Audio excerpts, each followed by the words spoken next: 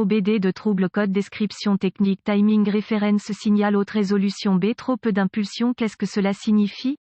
Ce code de diagnostic DTC est un code de groupe motopropulseur générique, ce qui signifie qu'il s'applique aux véhicules équipés d'OBD2 qui ont un capteur de position du moteur Chevrolet, GMC, Ford, Dodge, BMW, etc. Bien que génériques, les étapes de réparation exactes peuvent varier selon la marque, le modèle. Le module de commande du groupe motopropulseur PCM nécessite un signal de référence de synchronisation pour déterminer la vitesse et la position du moteur. Ceci est accompli au moyen d'un capteur de position du moteur, tel qu'un capteur de position de vilebrequin, d'arbre à cames ou de pompe à carburant. Le PCM utilise ces informations pour déterminer un ou plusieurs des éléments suivants: commande d'injecteur de carburant, calage de l'allumage et diagnostic de raté d'allumage. Il existe deux types de bases de capteurs de position du moteur, effet Hall et aimant permanent. Les deux types de capteurs sont déclenchés par une roue ou un disque monté à proximité du capteur. Les emplacements typiques de montage des roues, disques comprennent la position du moteur, la pompe d'injection, l'équilibreur d'harmonique et l'arbre du distributeur. Lorsqu'il est déclenché, le capteur produit un signal de retour qui est renvoyé au PCM. Les capteurs de position de manivelle à effet Hall ont trois fils: référence, alimentation, signal et masse. Le capteur reçoit une tension de référence, généralement 5 volts, du PCM et est déclenché par une roue à réducteur. Le capteur renvoie ensuite un signal de retour numérique correspondant au PCM. Les capteurs à aimant permanent PM produisent leur propre tension alternative en fonction de leur proximité avec une roue à réducteur en rotation. Ce signal de tension est renvoyé au PCM où il est converti en signal numérique par un convertisseur analogique numérique interne. Dans les codes décrits dans cet article, le B indique que le problème concerne une partie du circuit système, au lieu d'un symptôme ou d'un composant particulier. Un code P0377 est défini lorsque le PCM détecte que le capteur de position du moteur Esperluette-Cotte, B Esperluette-Cotte, produit un signal avec trop peu d'impulsion. Les codes de panne du signal de référence de synchronisation B associé inclut P0375 signal de haute résolution de référence de synchronisation B dysfonctionnement P0376 signal de haute résolution de référence de synchronisation B trop d'impulsion P0378 référence de synchronisation signal haute résolution B impulsion intermittente, erratique P0379 référence de synchronisation signal haute résolution B aucune impulsion gravité du code et symptômes. La gravité de ces codes est modérée à sévère. Les symptômes d'un code moteur P0377 peuvent inclure: allumer le témoin de contrôle du moteur, démarrage difficile, pas de démarrage, mauvaise performance du moteur.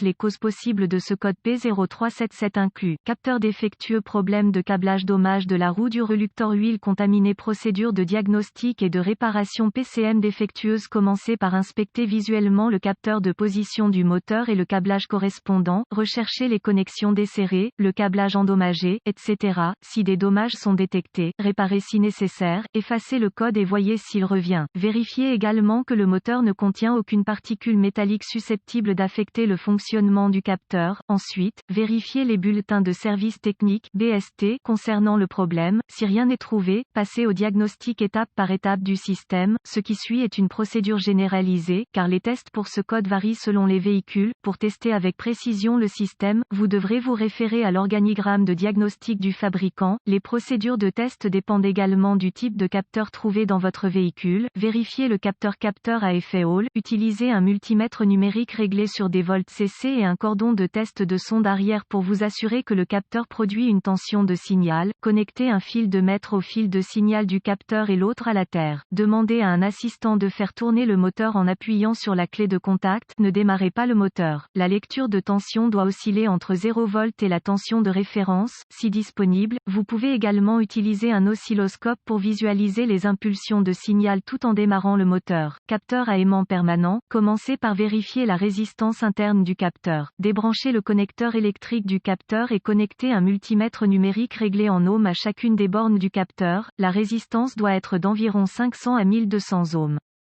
Consultez les informations de réparation en usine pour les spécifications exactes et si le test de résistance est OK. Vous voudrez tester les performances du capteur. Pour ce faire, rebranchez le connecteur électrique du capteur. Ensuite, connectez un multimètre numérique réglé en volts CA au connecteur électrique du capteur à l'aide de fils de test de sonde arrière. Étant donné que le capteur produit une tension alternative, peu importe la façon dont les fils du multimètre sont connectés. Demandez à un assistant de lancer le moteur. Vous devriez voir une lecture de tension tension fluctuante. Une chose à retenir lors du test du capteur est un anneau de tonalité endommagé ou mal aligné qui empêchera le bon fonctionnement du capteur. En cas de doute, accédez à la sonnerie et inspectez-la si nécessaire. Vérifiez le circuit. C'est une bonne idée d'avoir le schéma de câblage d'usine à portée de main pour déterminer quel fil est qui, tout en effectuant ces tests. Capteur à effet Hall. Vérifiez le côté terre du circuit. Connectez le compteur à ohm. Contact coupé. Entre la borne de terre du connecteur du capteur et la terre, si le compteur lit hors limite, OL, il y a un circuit ouvert sur le côté terre du circuit, qui doit être localisé et réparé. Si le compteur lit une valeur numérique, il y a continuité. Vérifiez le côté tension de référence du circuit. Contact mis. Utilisez un multimètre numérique réglé sur volt pour vérifier la référence du PCM, généralement 5 volts, à l'une des 3 bornes du capteur. Si aucun signal de référence n'est présent, connectez le compteur à ohm. Contact coupé. Entre la borne de tension de référence sur le capteur et la borne de tension de référence sur le PCM, si le compteur lit hors limite, OL, il y a un circuit ouvert entre le PCM et le capteur qui devra être localisé et réparé. Si le compteur lit une valeur numérique, il y a continuité. Ensuite, vous voudrez vérifier qu'il y a 5 volts sortant du PCM à la borne de tension de référence. S'il n'y a pas de référence 5 volts du PCM, le PCM est probablement défectueux. Vérifiez le côté signal de retour du circuit. Contact coupé. Utilisez un multimètre numérique réglé en ohms pour vérifier la continuité entre la borne de sortie du capteur de position du moteur et la borne de tension du signal sur le PCM. Si le compteur lit une valeur numérique, il y a continuité. Si le compteur lit hors limite, OL, il y a un circuit ouvert entre le PCM et le capteur qui devra être localisé et réparé. Capteur à aimant permanent. Vérifiez le côté terre du circuit. Connectez le compteur à ohm. Contact coupé. Entre la borne de terre du connecteur sensor et la terre, si le compteur lit hors limite, OL, il y a un circuit ouvert sur le côté terre du circuit qui devra être localisé et réparé. Si le compteur lit une valeur numérique, il y a continuité. Vérifiez le côté signal de retour du circuit. Contact coupé. Utilisez un multimètre numérique réglé en ohms pour vérifier la continuité entre la borne de sortie du capteur de position du moteur et la borne de tension du signal sur le PCM. Si le compteur lit une valeur numérique, il y a continuité. Si le compteur lit hors limite, OL, il y a un circuit ouvert entre le PCM et le capteur qui devra être localisé et réparé.